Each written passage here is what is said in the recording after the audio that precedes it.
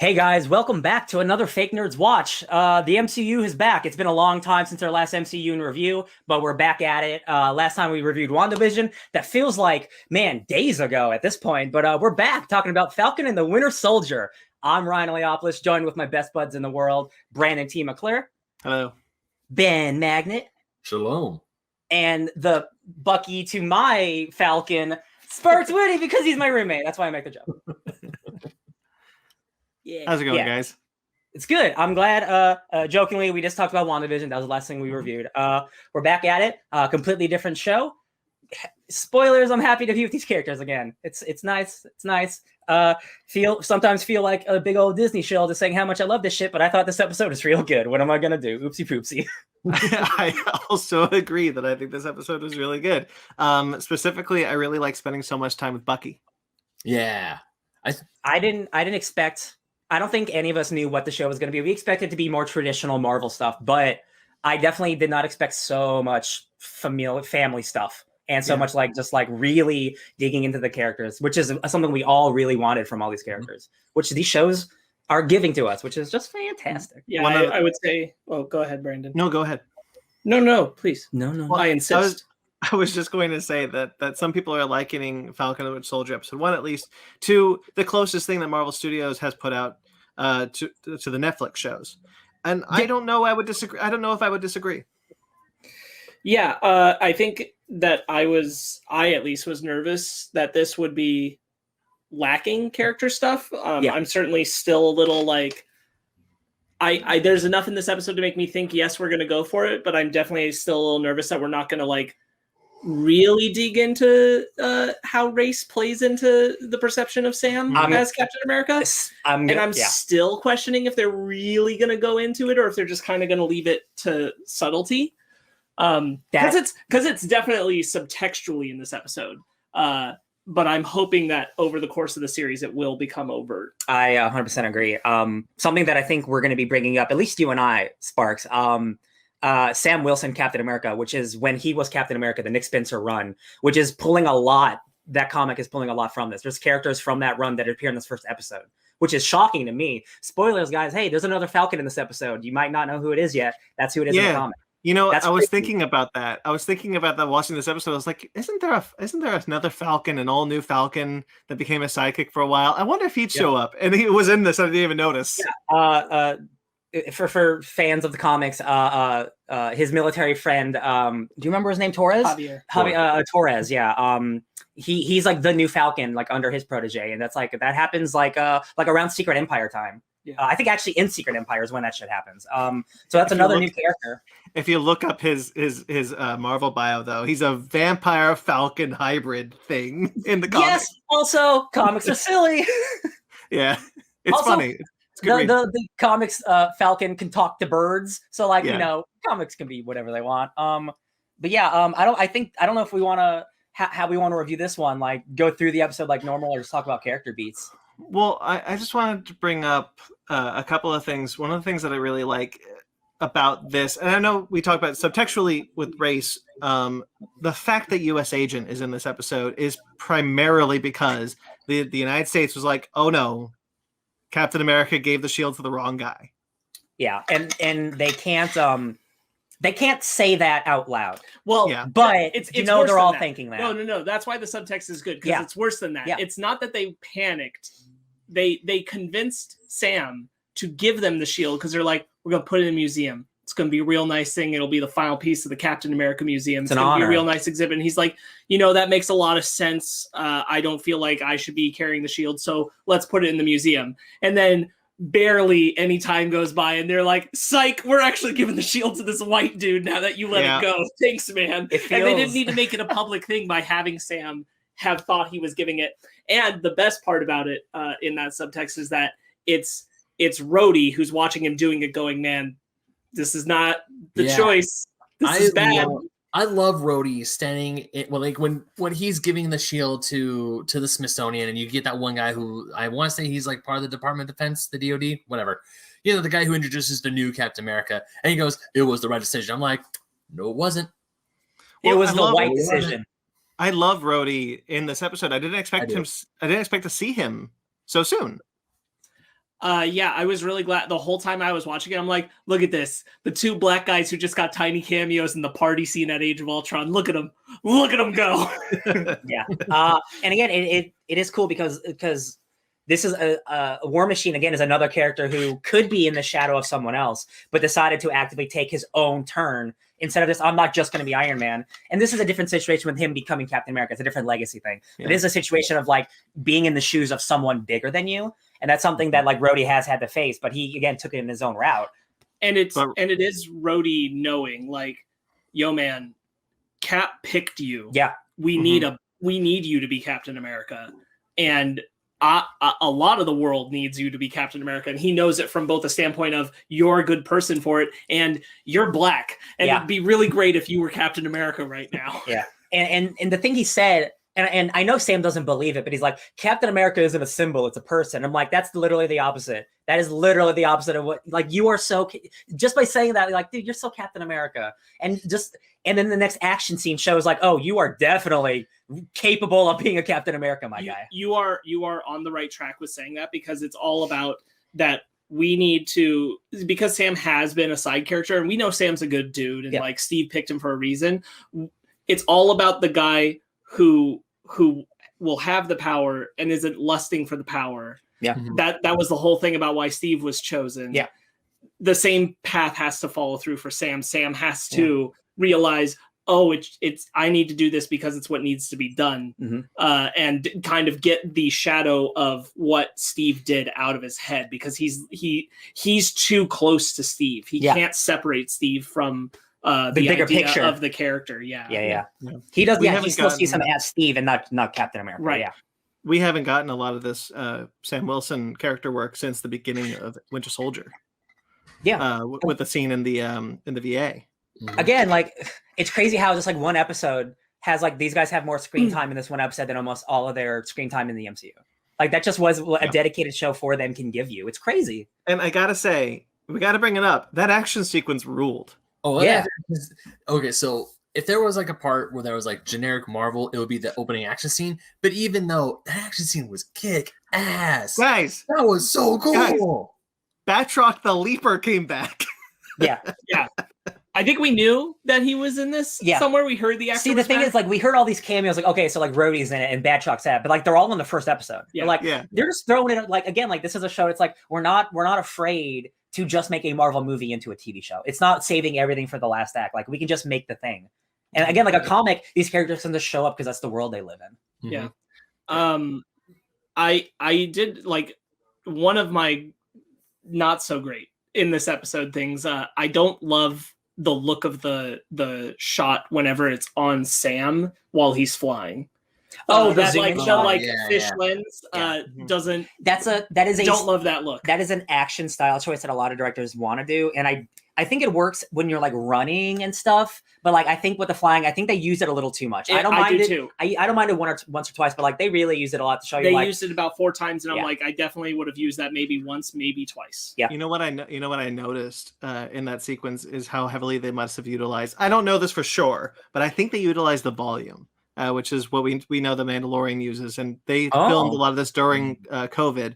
I think the volume came into play with some of these action sequences. Absolutely, yeah. That's a man. I couldn't even consider that. Yeah, I'm sure. Especially when you're just like flying around, that totally makes sense. I don't know if that's true. I'm just speculating, but it would make sense to me. I do agree though that like that stylistic choice of doing like the super zoom in shake thing was just a little too much. But again, like, that action scene is so kinetic, and like him just like getting into the thing and going like, "What's up?" and kicking everyone's ass. I love that. I love that. It's so much fun. I actually really dig the design of the wings in Falcon and Winter Soldier. Sure. Well, I love Falcon's wings. I also love how they turn into like, you know what, when he like does like that full shield thing with both wings, it reminded me of the Valkyries from God of War when they're guarding. Oh yeah. He does that in Civil War too. It's a really cool move. Mm-hmm. I love Red Wing's new little redesign. I love his smirk when the thruster gets fixed and he goes, "I just did." And he's in the copter go, "Sup?" and just beats the crap out of this guy. He's such one of the things that I really like what we saw with WandaVision and now with this is that these side characters could have always carried their own film. And now they're carrying this TV show, and it works because they're good characters. They are. It's also the thing where like you're getting like most of these side characters, they're all like A-list actors still. It's just they're not given the amount of screen time. So now that they are, like they get to shine. Like everybody in the MCU is a star in their own right? Like it's really cool. Yeah. What was I gonna say? Oh yeah, one other great thing about the show is because sometimes when you go, and I noticed in a few films I watched too, where you go from one character or one set of characters to another set of characters, there are times where it's like, no, go back. I want to see how this plot line goes through, and I'm not really interested in this one. That the opposite effect happened, where it went from Bucky to Sam or Sam to Bucky. I was like, oh no, what's going to happen here? I'm actually invested. I care about both. Yeah, I think it's also. I want to know what happens with both characters. What you're getting at is that the episode is really well balanced. It's a slower paced episode than we've seen so far from even just any of the Disney Plus shows. It's much slower paced than we've seen so far. It's also really well balanced between the two characters, and we don't see them team up. There's 5 episodes left, and they haven't met yet. That's cool. That's so great. I would say that this one feels very much like they wrote a movie and then they just wrote it longer. Yeah. It does feel a little less like you can kind of see exactly how this is the movie script in many ways. Granted, it's going to be a longer. Just had 20 more pages. But it very much feels that way rather than thinking of it like a show. Yeah. It's structured like, oh, we just have more time for this kind of stuff, so just elongate that movie feel, and it feels that way. Yeah. In a good way. Yeah. It feels natural. Like it doesn't feel like, oh, this is like a movie they tried to trim down or something. The Winter Soldier sequence, the dream, really cool. Yeah. I love that Winter Soldier score. I think it's really like it's really menacing. Like it makes me feel a certain way. And like again, seeing like I didn't think we'd ever see Winter Soldier murdering fools again like that. So like it's cool to see like he was a real bad man and he's real sad about it. Go ahead. Well, I was going to say, in that moment you talked about the score, speaking of movie stars in the show, Henry Jackman is the composer for the show. He's a movie guy. He's a movie composer. Hell yeah. This is just a long movie. They brought back a lot of the Winter Soldier score for this. Yeah. That was really cool. I really like that score. I think that's a good score. Yeah. When the Winter Soldier sequence started, I had a moment where I thought, this was current and it was Bucky now. Yeah. And Bucky was going after people who had been part of Hydra and ironically saying, "Hail Hydra." Check them off the list. I also saying the people who had abused him, and I'm like, yo, that's gonna be real crazy. And like he goes after them dressed as a Winter Soldier, but he takes off the wig and shit. So that like I was like, that's a turn, man. I also thought that a turn. And then he wakes up. Yeah. Yeah, and then it wasn't that at all. And I'm like, I was like, oh wow, he grew his hair back and everything. He's going Hail Hydra, just like, hey, I know who you are, pop. And then, but when he gets to the guy trying to get the hotel room, I was like, oh no. And then he wakes up, and the reveal that he befriended the dad, it was just. Yeah. Who here has watched My Name Is Earl? I know. My name is Earl. No. Okay, guys. Okay, so My Name Is Earl is all about a guy realizing that he believes karma is 100% real. So he's like, I'm going to make a list of all the people I've wronged in my life, and I'm going to go back and I'm going to make amends, and my life will be better. And it does work. And that's what Bucky's doing. He's My Name Is Earling his way. It's a very successful sitcom in the mid 2000s. Jason Lee. He's pulling a My Name Is Bucky, and it's so funny because he pulls up the little list and he's like crosses out a name. I'm like, this is that freaking TV show, but it's the Marvel version. Again, it's like you get a Dick Van Dyke show. You also get a My Name Is Earl with action. Weird. What is it? My name is James Buchanan Barnes. I'm no longer the Winter Soldier. Have a nice day. And then does that stupid smile. I also love how when he's talking to the therapist and he's like, I didn't hurt anyone, punches a guy in the face. But then when he's talking to that corrupt congresswoman, and then you see the cops roll up behind him, he's like, hey, I didn't kill anyone, so I may have punched the dude, but that doesn't count. I didn't actually hurt him. Well, he still broke the other rule too. He did something illegal. Oh yeah, he took the car, or he took control of the car. Mm-hmm. I like that. I think Edie Falco, the therapist from The Sopranos and many other things, she's not just a regular therapist, which is cool. She's like a military therapist because she's like, I've seen combat. I know what it's like. I was a soldier. Yeah. I was a soldier. So it's like she's combative of him like being defensive about this kind of thing because she knows what it's like actually. And I thought that was just a nice, interesting way of doing a therapy scene without it just being, so what are you feeling? Like she's actually like fighting against his like thoughts and stuff. And I'm like, that's kind of cool. Like I hope there's obviously more of her in the show. Yeah. One of my favorite lines is like, I had some calm in Wakanda. Now I just want peace. That's bullshit. Yeah. He's like you can tell in his face, he's like, shit, that didn't work. Yeah. But the thing is, like, he doesn't know what he wants. Cause like, again, like I do agree 100% with my boy here about the Winter Soldier's arc in the Marvel movies. I do like that is still a guy who has been fighting for 90 years and never had rest. And like, I feel that here. And I'm so glad that we get to explore all of that stuff because that is all the stuff that has been missing from this character. That is in the comics. That why the character is so beloved in the comics because this is tortured dude. Well, and it's also picking up the mantle of a part of Steve's arc that existed too, which is that Steve in Winter Soldier was like, I don't know what I'd do if I wasn't Captain America. Yeah. Like I don't know what, and Bucky has even less guidance on that. Yeah.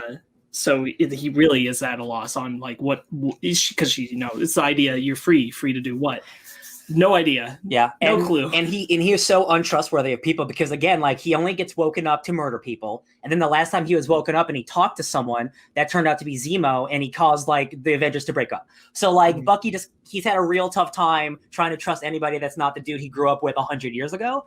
So like I am just so excited to finally let this character breathe and actually get to explore his emotions because he's a real sad boy and I like it a lot. I think he's really I think there's a lot in this first episode that makes me so excited for the future of the character. I think Sebastian Stan is also more prepared as an actor to tackle this character. Mm-hmm. Yeah. I think in the beginning, I liked him a lot as the Winter Soldier, but he, as an actor, has grown a lot in the recent years. And now he is capable of being this type of Winter Soldier. And I'm excited to see that. Yeah. Like being reserved, not wanting to show emotions, but still like breaking through and still like trying to be human. And you see that in the date. Mm-hmm. Yeah. Oh man, that stuff's so good. Man, he has poor circulation. So dumb. I love it. How old are you? 6? Yeah, she thinks he's joking. So guys, the stuff. So I didn't know anything about the villains or what the show was going to be. All I know is Zemo's involved. He hasn't shown up yet, but I already think his influences are what's going on. With the Flag Smashers. I'm not sure how familiar you guys are with the Flag Smashers. They are a Marc Gruenwald creation from the 80s who's shown up in various incarnations, but Flag Smasher is a supervillain, a male supervillain. And they're some type of like radical environmental group or something, or not environmental, but like radical, like they don't like borders. I don't think they're going to be the bad guys. They liked it better during the blip. Yes, when everything was chaotic. I think this is a red herring. I think Zemo is influencing them in some way. I think the lady who is going to be the focus of the Flag Smashers isn't actually going to be a bad guy. I think that's what I'm feeling. I think it's one of those rid herring bad guy things. One of these dudes has super strength. Mm-hmm. He sure does. I think Zemo gave it to him. Yeah, probably. Yeah. I think Zemo's trying to do what he did to Avengers on a grander level. He wants the whole world to be chaotic or whatever because he sucks. Do you think Zemo's free? Yeah. Okay. I don't know right now already. Yeah. I have a theory. I have a theory about how he could be free. Yeah. Because I watched the Marvel Legacy videos about Zemo, and he's locked up at the end of Civil War. I think he blipped, and then when he came back, the jail was gone. That's actually a good point. Walked out. That's a very good point. That's actually hilarious. I think that'd be really funny. That would be fun. That would be funny if he blipped out, or maybe he survived and the guy who was like monitoring him blipped, and then all the security protocols just got loose, and he was just like, "All right, sweet." Or that could be. I think either way. I personally think it'd be really funny if he blipped and then came back and the chains were just off. But I think it's the blip related. Yeah, I can't decide which version I'd prefer: a Zemo that lived on Earth for 5 years with no Avengers, or a Zemo who blipped and then came back and he's like, this again. I think honestly both can work really well. Yeah. I like the version where like he was around for 5 years. He's like, this is great. The world's chaotic. I can take what I want, do what I want, and then they come back. There's everybody like saying that his mask in this version is inspired by Thanos.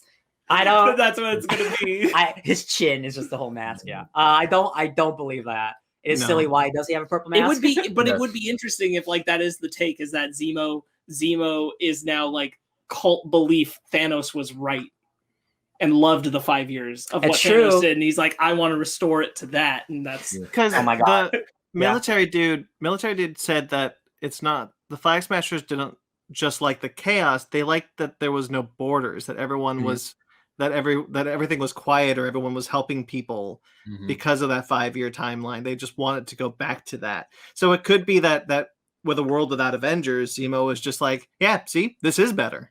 Yeah. And honestly, kind of like a world without government too, where it is kind of just like your fellow man helping each other instead of big global politics. No, yeah. I really feel in like my heart of hearts, Zemo wasn't blipped. I mean, if he was, cool, that's the story we're gonna get. But I honestly feel that for Zemo to do this and to influence the Flag Smashers, he had to have lived in the 5 years and be like, dude, this is awesome.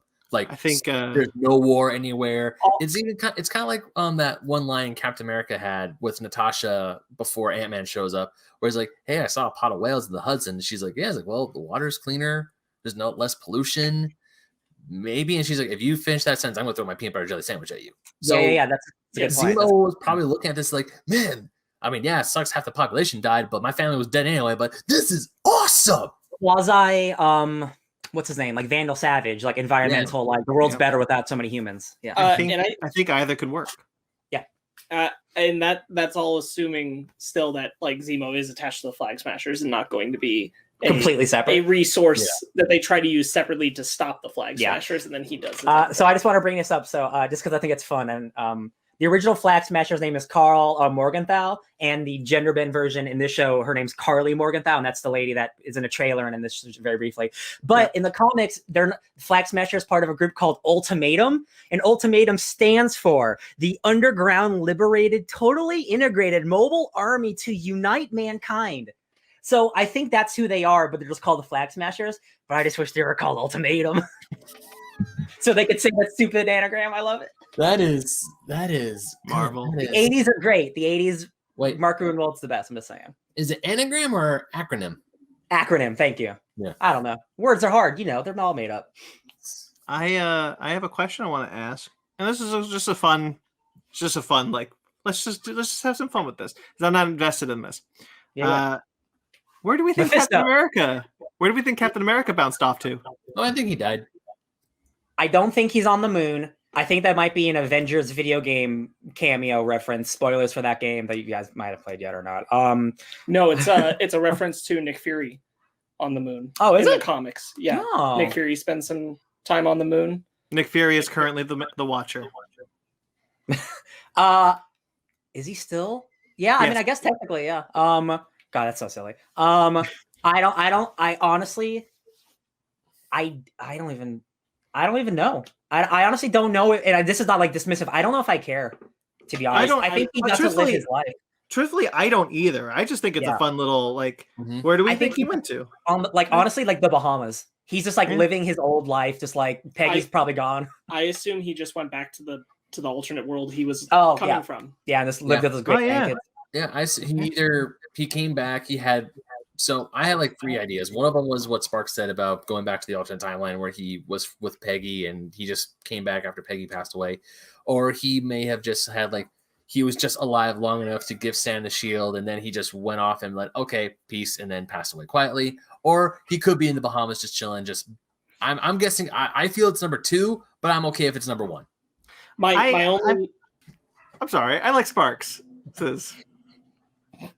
My only assumption is that he went back because I don't think Steve wouldn't be guiding Sam through this moment if he was staying. Sure. If he's alive in the world, I feel like he'd at least kind of be there as some kind of support, even if it's just like, I don't think he'd watch Sam give up the shield and go, yo, what? Yeah, that's true. So I don't think Steve's there. Whether that means he passed away or he went back to his other world, I don't think he's there. Also, I like that like the whole world doesn't know what happened to Steve. So it is a big mystery to them. Like they all just assume he passed away. Yeah, they're all the conspiracy theories, which is kind of fun. They all just assume he died during the battle with Thanos. Yeah. Saving the world. Which is what I like about that. The idea that like he to the world is dead, but just lives somewhere in an alternate timeline in the Bahamas. Yeah. In the Bahamas of an alternate timeline. Exactly. Yeah. The thing that I do like about this show, at least of course the first episode, is that it's not. Again, we knew it wasn't going to be a WandaVision, but it's not trying to be like a big mystery thing. Like, who's the Flag Smashers? Why? Like, they don't make it a big mystery. They just introduce you to what the conflict is. They don't set a big like, ooh, what's it about? Like, it's just here's the conflict. Next issue, you find out more about it. Yeah. I really like U.S. Agent's costume. His ears look stupid in that helmet. Hell yeah, they do. So costume, I know it's USA Agent. I know it's supposed to be different, but the second he walked out and he started waving, I just looked at him and go, I don't like you. You're not supposed to. Oh my god, the memes of him being like, he's got a gun on like on his hip. He has a gun on him. The only time Captain America had a gun on him was when he was fighting the Germans in World War II. That was the only time. Or when he was Bucky or Sam Wilson. No, he means in the movies. Oh, in the movies. Sure. I mean in the movies. In the movies, or when he stole a gun from the guys invading the helicarrier in Avengers. Yeah, he did. Yeah, he did that. But anytime he steals an alien gun. Hey, listen, I'm just saying, like any character. What this goes for Wonder Woman, Captain America, all those characters. Any character that was in the military and they kill people, they still kill people. Captain America still shoots people, in my opinion. I don't think he like in 60 There's nothing. Years, like, hold on, Ryan. There's nothing in the MCU that disproves that he has always. No, I know, people. but there are people who are like Captain America is like a super great man. He would never kill anybody. It's just a different statement to have the gun holstered on the hip of Captain America than what Steve was doing. Well, of course, this is also the or what Sam would do. Yeah, that's what we're talking. That's what we're talking about. I know. The idea that U.S. Agent's costume is just saying I'm more military than Steve was saying. Like I'm a superhero. And that's why I'm saying that the only time in the movies where you see Steve draw a gun is when they introduce Captain America and the Howling Commandos. Yeah, that's the only time you see him because he's an give him a gun. But from Avengers on, he doesn't have a gun on him. I mean, yes, he uses them, and I'm not disputing the fact that he doesn't use guns. Of course, he uses guns. He's a freaking soldier. He doesn't have a gun on him. Whereas this new guy, you see a Glock on his hip. It's a really cool design costume for live action. I think they translated it very well. I kind of do like as much as I look at the guy, I'm like, ooh, I don't like you. I kind of do like how they incorporated the A into a star on his helmet and on his chest. I like the memes. I really like the memes where they say like Carl from Up in the helmet at this chin. Yeah. No, I saw this great meme where it's like, what you see on the Wish website, and it's Steve Rogers. What comes in the mail, and it's the new guy. Too many good memes. There so many great racist like. It's like it's okay for me to say it. Yeah. You can't say it, but I could say it. Like the N-word. Like so many great racist. Like I'm an okay Captain America. Don't worry about me. I also have a feeling this is going to be a big red herring, or I think this guy is going to actually be a good person and the government is going to make him do shitty shit. And it's going to be a big conflict of interest for everyone. Cause I got a feeling they're going to not just make this guy, I'm the racist Captain America. I think it's going to be more nuanced. Now, Ryan, I can speak for Ben and I pretty confidently, not so much Sparks. We're not as familiar with U.S. Agent as you are. Yeah. So in the comics, do you want to give us a quick rundown of who he is in the comics? Yeah, he very much started out just like this. Like he was the government chosen Captain America, but much like over time, given more like character development, he turned out to be an okay dude. And he worked for a government who wanted a different type of Captain America. And then he was part of the Avengers for a little bit, and he's part of the Thunderbolts. And like he is a more aggressive Captain America, but he is a Republican who's not as bad as the other Republicans. How about that? I guess I'll say. I don't know. The dude. Okay, so you guys know that page that's been floating around the internet where there's this white guy with the American flag like painted on his face. What's that guy's name?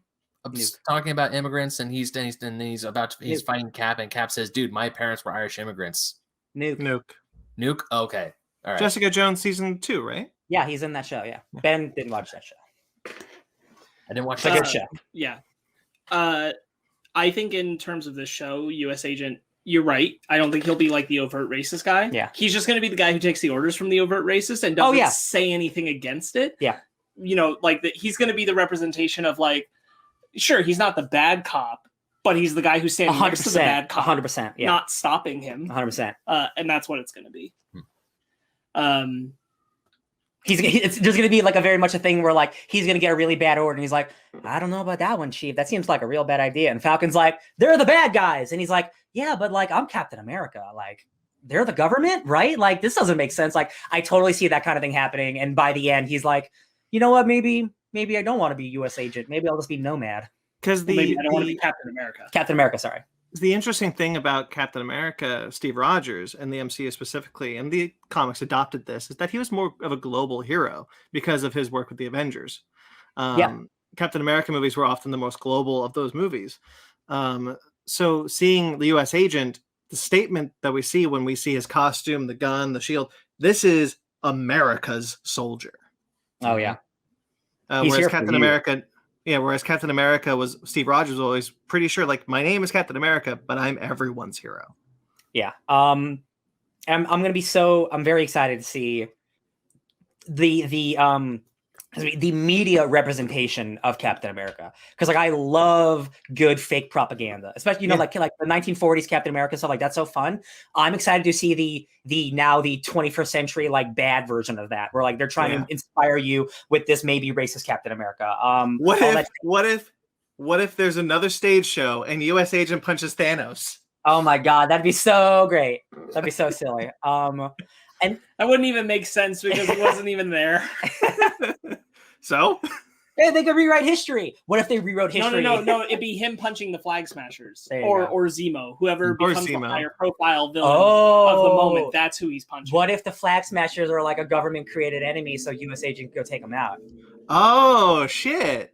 And then Zemo somehow was like, "Oh, you want to do some of this? I'll make it worse." Yeah. Oh, that's a good boost. That'd be nice. All right, so we've been talking. So we've been talking a whole lot about Bucky and U.S. Agent / the new White Captain America, but I want to go back to Sam Wilson. Yes, because I really like the dynamic between him and his sister, and how Sam wants to keep that last little remnant of his parents, whereas his sister has come to quote unquote reality. It's like, no, we gotta get rid of it. We gotta leave this. Stuff like that kind of hit home for me because I'm also a very sentimental person. Every time I moved, I had to get rid of a few things that I've told myself I'm never gonna get rid of, but I had to come to the terms of like, I need to get rid of these things because I don't have space for them. They're gonna get destroyed a few more years, or it's just there's no logical reason for me to keep that. So seeing Sam, because I remember when I was a kid, I used to throw fits when my parents wanted to remodel the house a little bit because I liked it the way it was, even with all the problems it had. There was one time I cried over a freaking sink. Yeah, I think a sink's a little bit different than a business. That was me when I was a kid. Thank God I grew out of it. But seeing Sam fight so damn hard to keep his home and his parents' legacy, I really liked that. And also the bank. Screw that bank, man. I think the scene in the bank is a really interesting scene. Really, really good to watch how the bank teller is like, oh my god, you're Falcon. I love Falcon. Can I get a selfie? Sorry, I can't give you a loan. It's super cringeworthy. Yeah. Really, like I've watched it twice and both times I'm so uncomfortable. I'm like, oh, this is so like gross. The second he's about to tell him that he's not gonna prove him for a loan, he's like, hey, can I get a selfie with your arms out? He's like, are you serious? It's like, dude, it's like, well, you don't have income for the last 5 years. It's like, yeah, I was blipped out of existence. What do you expect? Like, so, there's people are mentioning that Tony Stark didn't pay Falcon for being an Avenger. I think the reference was to when he was a secret Avenger with Captain America and Natasha for the 2 years that he was not part of the Avengers. Yeah, that's a whole funny rabbit hole. Like, nobody pays us to be part of this podcast. Why would Tony Stark pay his friends to be part of a team? Like, but I think Tony did pay the Avengers, but Sam was not part of the Avengers for 2 years. That's true. I mean, Wanda bought a house and land, so. But Vision was an Avenger. Oh yeah, Tony, are you secretly racist? What's going on here, buddy? Oh, he's paying the people on his. Yeah, because if he was forwarding money to Cap or to even a Falcon, that probably the Sokovia Accords or the lawyers would be like, hey, you're breaching the Sokovia Accords because these guys didn't sign, so you're aiding and abetting terrorists. Whoops, take all the support away. Goodbye. I think they did their best job of like trying to cover something that they had to in terms of financials without stepping too deep into it, because the answer is that they don't have a good answer for how the Avengers make a living. Yeah. And so I thought they did a good way of just like trying to sidestep it as best as they could without having to over explain it. And again, like the thing that's so great about like the conflict that they're having between this family is that Sam was gone. He didn't have to be there for 5 years struggling to keep this business afloat like she did. But more than that, Sam was gone before that. Sam left when things were bad with their father, and he went and became. And she's like, "I'm proud of you for being a hero, but you didn't go through it. You didn't stay here. You didn't work for it. I did, and I'm done." To Sam's family, he's been gone for 7 years, not 5. Yeah, right.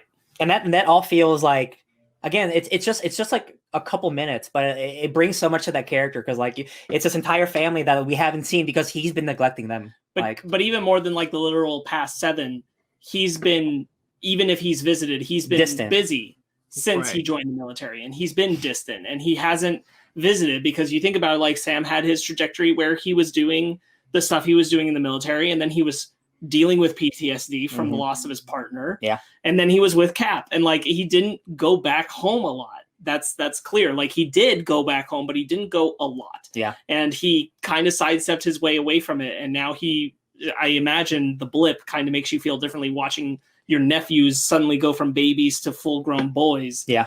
Will change your mind about some of these things. So Sam's trying to be there and reconnect, but Sam's also just wanting to selfishly hold on to what is there without him having ever put any work into it before. And that's a really good dynamic between them. And it feels very real, like a very real story that people go through. I really like the end of it for this episode, which is where Sarah's like, "You're gonna do me like that even though you know I'm right," and he's like, "Yeah," which is him acknowledging that. He's like, you make sense, I disagree. Yeah. He is so stubborn in thinking that he wants to hold on to the one thing of his parents that's left, because he mentions that the boat's not is named after their parents, and like, we grew up on this thing, and his sister's like, "Yeah, we grew up, but guess what? You left. I stayed." The business is in both their names, not just hers. Mm-hmm. Yeah. So it is one of the things I know we talked about it earlier, but I love how it's. I mean, yes, we got the awesome action scene in the beginning of the show, but I love all the character stuff. I love how their lives are transpiring after the events of Endgame and how they're trying to get back into the swing of things. It's not just one big giant calamity. You see Bucky in the therapy and eventually going on the date, and him trying to, oh God, that scene when he ends up at the door to Mr. Nakajima's house and he sees the memorial for the son. I'm like, oh God, is he gonna drop the bomb now, or is he gonna like weasel his way? He weasels his way out of it by like, "Oh, I forgot I owed you for lunch." But man, that's gonna be such a gut-wrenching scene if he ever tells that, "Hey, I was this assassin, I was brainwashed." And I don't think so. I think that's it. I think he crossed his name off his list. Like that was him making him feel good, and now he's done with him. I saw it was. He still has a circle. I didn't see him cross the name off the list. Oh, okay. Maybe I just. And he does. And like when you see Mr. Nakajima talk to Unique, I love his name, by the way, and about the whole trash can thing, and Bucky comes and is like, "Hey, well, let's go get lunch. And I don't think he's done with it. I don't think he's like done with him. I think he's fostered this relationship over for a good long while. It's gonna keep going. Yeah. I agree. I only saw one, so I saw him do something with a name, so whatever. The place that he's staying in, the apartment has no furniture. It's very bare, so it looks like he's literally just staying there to be his friend. And I feel like, again, like I don't think we're going to see much more of this guy, to be honest. That's just my read on it. I don't think that's why it has little furniture. I think that's him being so disconnected from like a need for that kind of stuff. Because when we see him wake up from the dream, he's sleeping next to a chair, which I think is still just them continuing the same idea that they had in Winter Soldier with Steve and Hard Sam beds. when they talk about it and they say like, "I sleep on the floor." Yeah, like because I saw it as he was so. Going to the main podcast topic that we're going to talk about, it's kind of like in Aliens when Newt goes off the bed, but she sleeps on the hard floor because she's so used to sleeping on a hard floor that you don't. Or when Oliver in the very first season of Arrow, when Oliver Queen came back home, he doesn't sleep in his bed. He gets in there, then he gets up and sleeps on the floor with the windows open because he has to be in the rain because he's like, this is the only way I could get to sleep now because he's so used to it. I get you. Yeah, that sounds good. That was my thought process, because even when he was living in Wakanda, he was living in a hut. He wasn't living in the grandiose city that is the capital of Wakanda. He was living like X miles away in a hut probably on a mattress made out of hay and just doing his thing. One of the things that I wanted to bring up about the show that I liked in comparison to, so we've at this point have 3 pieces of media that take place after Endgame: Spider-Man: Far From Home, WandaVision, Falcon: Winter Soldier, in that order. What I really like is the different ways they tackle the post Endgame world, and those characters' mindsets after everything that happened. And so far, we've only followed people that have blipped and not people that have lived, which is interesting. I can't wait to get to the next part of it. But I'm really enjoying just seeing these 3 different perspectives of a post-Endgame world. Man, just you saying that right there, Brandon, put in my brain the montage of Zemo living the 5 years without the Avengers and how great it is. Yeah. And now that they're back, he's like, oh, this sucks. This was so great. What? Let's get rid of these guys again. I was about to say, in the trailer, one of the trailers for Falcon Winter Soldier, when they reveal Zemo or one of them, doesn't he say, like, we can't have superheroes anymore? Yeah. He says I'm going to finish what I started, implying that he's going to finish what he started in Civil War. Right. No more heroes. I think it's possible, like, he's even more radicalized beyond just like, oh, I don't want, like, the world was so much better without. It's not just the Avengers. The world was better with half the people not here. Yeah. That was when things were functioning. I didn't mind people. I didn't mind the world for a bit there. Things looked better. Good people need to just go now. Which, again, like, would go back to, I do think it's hokey as hell, but if you told me that, like, he's now taking up the mantle of Thanos and wanting to finish that work too, I'd be kind of like, it makes sense. Yeah. It's a dumb thing to have him model the mask after Thanos, but I mean, Thanos was a dude with mad inspiration, so like I could see people be inspired by him. Yeah. 100%. Yeah. That'd be. I tweeted something about this. One of the things I don't think the MonsterVerse or Pacific Rim touch on as much as I would like them to, even though they've hinted at this, is the religious aspects that would crop up from seeing giant monsters. I want to see the cult of Thanos. I want to see the people who on Earth were like, yeah, Thanos was right. Yeah. God, that's got to be. Guy. Man, I wonder if it'll be this show, because that's definitely something that's like, again, like environmentalists will be like, the world did get better. Look at the oceans. Look at the plants. Like everything's dope. Right. That's very curious, Brandon. I'd be interested. not only did the world get better, but imagine the shock to the system having half your population come back in a second. Yeah.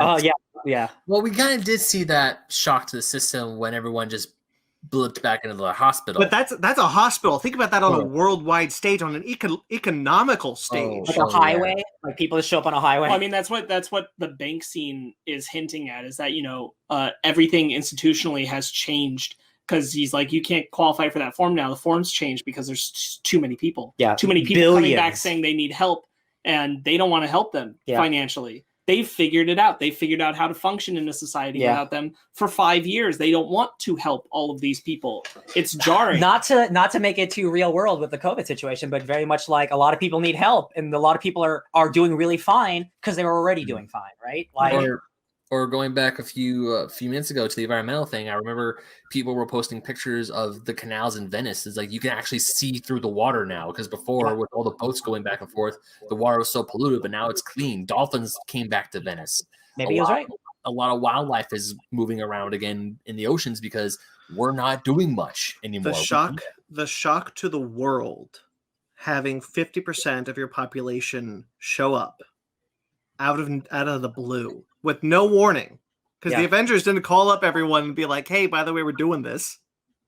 Yeah. A good mass text. Like that would be such a shock, and I'm interested to see where that goes. We've seen it a bit, like Spark said, with the bank scene, and I want to see more of that. I'm interested. And again, like from the shitty bank perspective, what happens when 7 billion people return to Earth and all their bank accounts are just, they're back? Like, all that money has to be somewhere, right? Like I'm not giving banks any credit, but like being a bank, having to deal with that shit is like, how do you even do it? Like what? Yeah. Like I get it. Yeah, not only that, like it is the trauma of them just coming back all of a sudden, but it's also having lived with the trauma and gotten past and moved forward with the trauma of them all disappearing in the first place. Yeah. And all of that is so psychologically, like, honestly, it's cool that they're attempting to tackle it. I'm glad that they are addressing it the way they are, because you could easily just be a thing that's trying to just move away from it at this point. Yeah. I am glad that the MCU is constantly trying to, like, all right, we got to, like, unpack this for all the characters and everything. Great. I'm really glad. They'll never be able to do it to the satisfying degree I want, because it's way too crazy of a concept. And that was always kind of my thing coming out of Endgame, that I'm like, that is so difficult to wrap your head around how the universe deals with, because it's not just going to be Earth. It's the whole universe has to do this kind of shit. Absolutely, and it's so silly. Yeah. It's so silly still to go back to Endgame, and people tweeted about this, that they did this and they put all the people through having to maneuver their ways around all this shit just so Tony Stark's stupid daughter could live. Yeah, because they could have just taken it back. Yeah, Morgan. No, I was gonna say, Sparks, I wanted to extrapolate on your point that we get the haha funny moments in Spider-Man Far From Home, where you see it's like, man, he was like a kid and now he's in our same grade. This is weird. Last time we saw this guy, he was like an elementary school. Now he's in the same high school grade. What the hell? But then, yeah, you have to think about the other families. Like, if I were to insert my family into that, if I got blipped but my brother didn't, next thing I know, I come back and it's 5 years past and he's like, I warned you, I got past it, and now you're back like nothing ever happened. Marriages. That has got to go through some you look at it, psychological trauma that's like, oh shit, you're back. You look at it like Ryan just said with marriages, or just like, for all intents and purposes, you were dead. Yeah. Like the government would just be like, we've declared these 7 billion people dead. They're never coming back. We've got to move on. And then they do come back. Like, that's crazy. Yeah. It would be. It's such a crazy thing. They'll never be able to tackle. So here's the thing, but it's cool. They'll never do it. But what if, like, there was like a miniseries just called like The Blip? The Blip. And it's just like, it's like Marvel's, but like, what did the world deal with the 5 years? And it's like how that all, like, they'll never do it. But like, I read the comic. You just get like absolutely normal people, not comic characters. Yeah, just like normal people. Here's how we live with it. Ashley Johnson from the Avengers, when she's in the restaurant. Even better.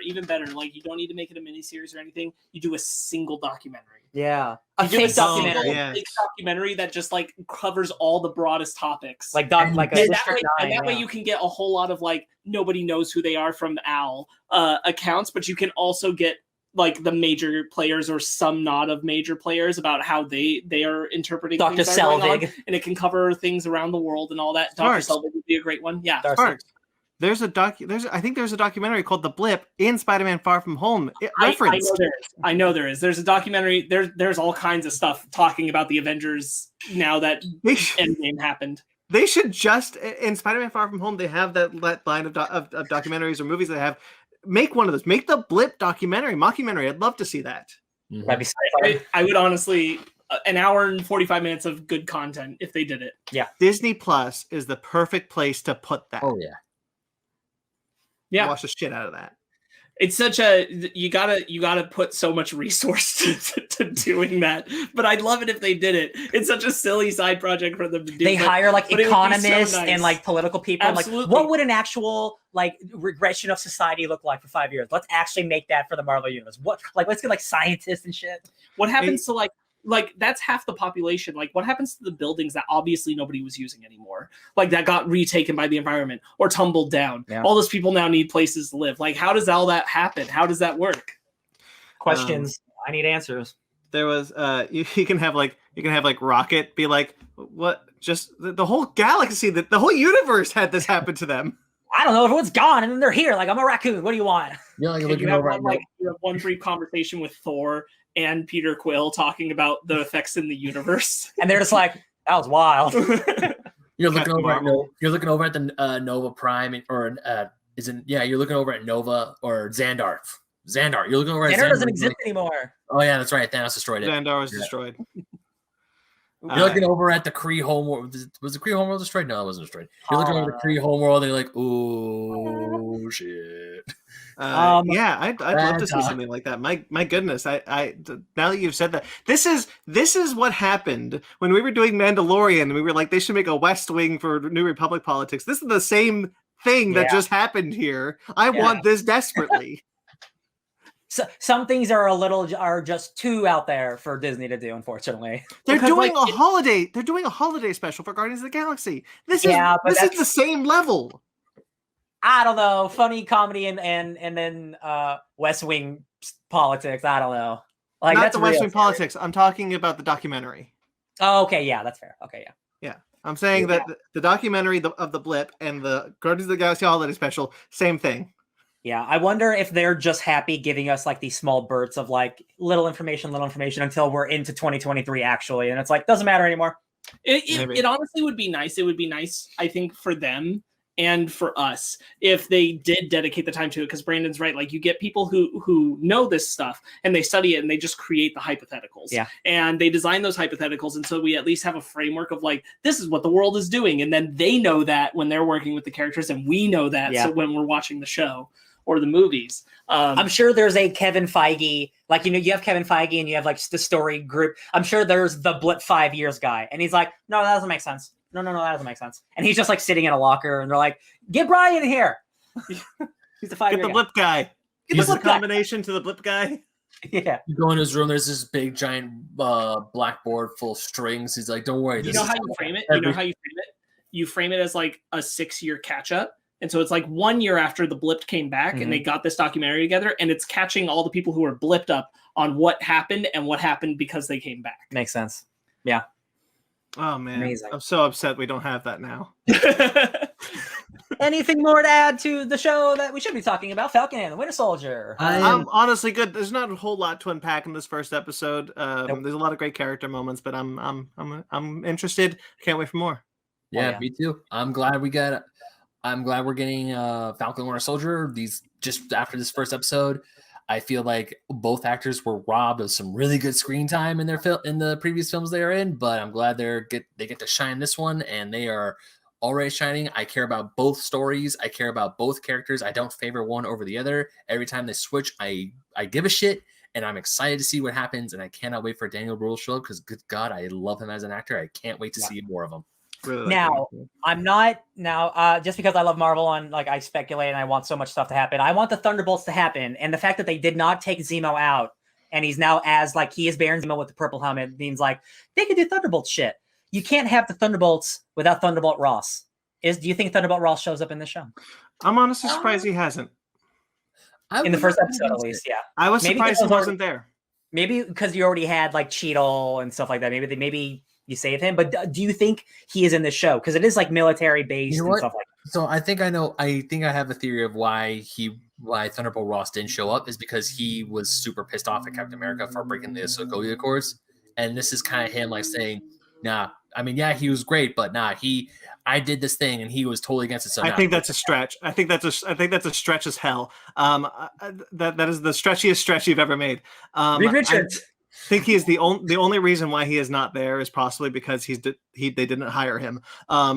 If he is still Secretary of Defense or whatever secretary he is in Civil War, if he is still that, or in the government in any way, I do think he shows up. And what's more, I think he's Mephisto.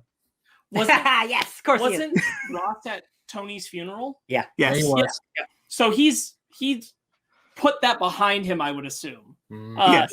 Tony went with him on the Accords, though. Tony was with him. Everyone was at Tony's funeral. But then Thanos happened. This is 5 years later, my guy. My point being, Ben, I think if we are to see Ross again, Ross is going to be someone speaking back against the Sokovia Accords at this point.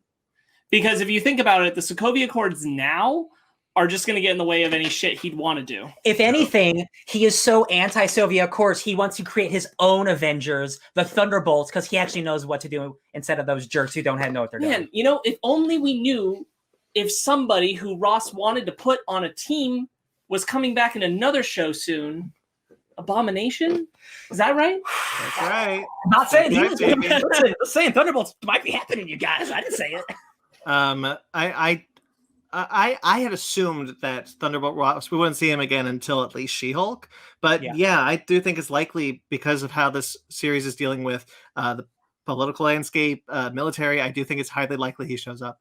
Well, it's really fun to speculate about Ross and everything. And I I think that was a fun tangent. I don't think he shows up in this show. You don't think so? No, I don't. I think that this is going to be very focused on what it's doing with these characters, and Ross would be something that they could tackle in another thing or in a follow-up season. Because this is the one that seems the most likely to not be a single event. I can see that for sure. I just mean, like, I don't see him being a major character, but since we are dealing actively with the military and like Captain America is going to be like involved with the military, I think like he will show up, be like, I had a hand in that. I picked that guy, and then he'll disappear because he's an asshole. I hear you. I just don't think we're going to get him on this one. I don't think that, Ross is not the military, and I don't think that Ross is going to need to show up for all of this stuff. Oh, I didn't say for all of it. I said for literally one scene. No.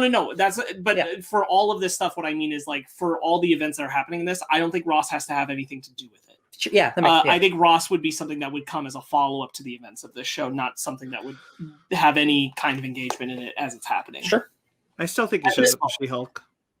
I think it makes more sense for this show because, like, why is a random military guy showing up in a courthouse? Because Abomination's in it. No, that's and true. he's connected to him. Yeah, but he's connected. I think Red Hulk's in She-Hulk. We'll see. Red Hulk. We'll see. I would have a much better idea of what Ross is up to if I'd seen Black Widow, but I haven't seen Black Widow. That's I don't know where Ross so true. Oh my god, that's so true. I forgot. Coming out May 2020. So we'll see. But my gut instinct right now just says probably not. We probably don't see him. Who I hope we see more of is, I hope that wasn't our only time seeing Rhodey. I hope Rhodey has more engagement with Sam. I do too. At some point in the 6 episodes. It doesn't need to be every episode. Yeah. But like at some point in the show, I hope he comes back around to support Sam. I do too. When I heard he was in the show, I did not expect him to show up in like the first 5 minutes, and that kind of worries me that maybe that was it. Even if that is it, really good use of it. Absolutely. Like really important scene. It sets up a lot for the tone of the. Very good to have Cap and Iron Man's best buddies kind of being able to be there and be able to talk about, like, although not directly, that there should be a Black Captain America. Yeah. There's even like the Captain America like imagery, like he's pointing the same saying, I want you. And he's talking to everyone who looks at that sign, but right now he's like, Sam, I want you to be Captain America. I did like the joke. Sam's like, I don't know, but I love the joke Sam gave when he was like presenting the shield to the Smithsonian, where he's like, Steve did this, and also he mastered the art of posing stoically, or something along those lines. Yeah. I think the other thing I did want to touch on is, I think for both stories, I was surprised that there was a good balance of humor and character drama that was happening. It's not surprising that Sam had a lot of like light jokes and humor. He's a jokey guy on his side. That's a lot of what he does. But Bucky had it too. Bucky had a lot of good little light moments, like when he says the notes again, so passive aggressive. If you remember, I mean, we didn't get too much of Winter Soldier Bucky, but Bucky Barnes in 1937 is a handsome, suave gentleman. Yeah, that's the dude who was picking up chicks with Steve, right. Before they went to war. Like, that's a charismatic guy. So like, we can slowly get back to there, and again, it looks like slowly he's rediscovering who he used to be, and he's a charmer. I just think that the show's got a good balance on that chord of seriousness and humor. I think it's got it. Absolutely. Love how he also has Marvel formula. I love how you don't see his phone, but you can tell it's like an older flip phone. It's not like it's not like a smartphone. And like the therapist is like, ignoring a lot. You need friends, bud. You're ignoring all these texts from Sam. I'm the only person you called in the last week. Dude, get some friends. Sure. And he will. Some military friends. I'm interested to see how the Winter Soldier, because he appears to be a free agent doing his own thing, how he gets tied into this situation. Because it looks like Sam is like still like working with the military. One other thing I did think of was so I assume Bruce is doing some redesign work on people's stuff, at least Falcon's tech that he has in the beginning. They specifically said Stark tech, that he got Stark tech. He could have Stark tech, but Stark didn't build it because Stark was dead. Yeah. So I mean, he also probably maybe I'm sure it is Stark tech that's used, but I assume Bruce probably is the one doing it because Falcon didn't have that kind of tech and outfit when he was fighting in Endgame, and Tony was dead after that. No, absolutely. They specifically like Juarez or wherever the new Falcon. No, is. I know they call it Stark tech. Yeah. I'm just saying that I imagine that Bruce is the guy who's working with it. Dozens of smart people. It could be anyone. Again, it doesn't have to be every. It's just nice to have an idea of where Bruce probably is. Yeah. which is what I assume. But he's more like gamma scientist. He's not really like tech inventor. I don't know. He helped build Ultron at this point, so I hate He built a time machine. but it's true. No, I know. He helped build a time machine. That too. Yeah. I just like we like all of us are like, maybe this character show up, maybe actually none of these characters need to show up that we keep talking about. None of us said that Hulk shows up. No, I didn't say you were. It's just like all of us are like talking about certain things like, oh, actually maybe it can just be the Falcon and Winter Soldier show. Unless it's Mephisto. No, I didn't say that it doesn't. We're just saying that to build out the world, perhaps somewhere off screen, the person who has been upgrading the tech, nobody needs to see this person. Yeah. Could be Bruce. I like Absolutely. I like that the wings have more clear, distinct feathers. Mm-hmm. Make him more an actual Birdman. I'm always happy with that because he just has feathers sometimes in the comics. Like that's the silliest outfit, and I love it. Yeah, I talk to birds. I mean, he talks to a digital bird. I'll allow it. Red I'm glad that they're doubling down on the little bird. I love it. On Red Wing. Yeah. it is interesting that Tony gets the condolences from the bank guy, but not Cap. Which means, from the bank guy's perspective, it's not an assumption that Cap is dead, at least. Or it's not something he includes anyway. I don't think. Again, I think because like the conspiracies around Cap are like so big, like Sure. like he says, like I don't think anyone really knows. I think maybe like because I don't think they say in the show like, oh, he died fighting Thanos. Nobody says that. But like I think it's just a mystery, and I guess the Avengers never let out a public statement, right? Yeah, I guess they should have. The presentation of the Smithsonian thing kind of like It's vague. it implies that Steve passed. Yeah, Like it's not stated, but it is an implication. Like if I was watching that on TV. C-SPAN or something, I would assume that Steve had passed, and that's why they're putting a museum exhibit of him up, talking about him in a past tense, and putting his shield in the exhibit. Absolutely. The in memoriam section of Spider-Man: Far From Home implies that the world thinks. Oh yeah, that's right. The in memoriam 2 months later shows Steve in that he passed away. There you go. I forgot about that. Good call, Brandon. I forgot that movie. Yeah. They definitely weren't thinking about the characters of the world when they did that, and thinking about us as the audience having just watched Endgame. But true, you're right. Okay. Should we end this? Yeah. No, let's vamp for another hour. Lasso it up. All right. Until next week to talk more, to see more. That's the first episode of the Falcon Winter Soldier. Yeah. Victor's Watch in the can. So stay tuned for the next episode. We have other things that you can check out. Of course, we just did WandaVision. Check that out. Up on everything. All the episodes are up now. More Victor's Watch series. Spoilers. There's. What do I want to say next? Okay, we also have other shows on this channel, so make sure to like this video, make sure to subscribe to this channel, and check out, like I said, more Fake Nerds Watch. Check out our Basement Arcade series, Basement Arcade Pause menu, Fake Nerds Book Club, and of course the Fake Nerd Podcast, which is our mothership show, where we have just finished going through all of the Alien films. I'm assuming you're watching this on a Monday or a Tuesday. So we just finished going through all 6 Alien films. We got a 2-parter there to check out all that. We did the Ridley Scott films, and then we did the sequels. Then coming soon will be our discussion of the first 3 episodes of Invincible, comparing those to the first volume of the comic. I'm so excited. I forgot. So check that out. Of course, make sure to subscribe. Check out our live streams. Cool stuff everywhere, guys. We're giving you cool stuff everywhere. And then we have our TeePublic, where you can find tons of cool shirts, such as this Fake Nerds Watch t-shirt. And you can check out our Patreon, where we got some tiers there. Fake Nerd Podcast fakenerdpodcast.com is our website. You can find everything there. fakenerdguys@gmail.com. Fake Nerd Podcast on all the social medias. Fake Nerd. Nope. I'm at BT McClure on Instagram and Twitter. It's been a couple weeks. I'm sorry. Ben. You can find me trying to find some good Falcon and Winter Soldier comic books at BenMaca27 on Instagram and Twitter. Sparks. You can find me eagerly anticipating them kicking the shit out of the new Captain America at Sparks Witty on Instagram and Twitter, SPARKZ Witty.